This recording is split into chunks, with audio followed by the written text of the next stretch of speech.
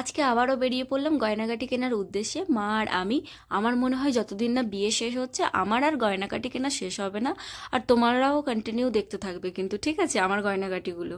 তো আমার না খুব ইচ্ছে ছিল যে বিয়ের সময় বেনারসির সাথে পার্লের একটা চোকার পরার। তো সেই উদ্দেশ্যে মাকে অনেক বায়না করে, কান্নাকাটি করে, পায়ে ধরে টানতে টানতে সোনা দোকানে নিয়ে এসেছি যে একটা কিনে দাও। তো আমার এখানে এসে না, এখানে পার্লের চোকারগুলো ভীষণ সুন্দর ছিল, কিন্তু ওই একটাই প্রবলেম, আমার দামে বেশি ছিল।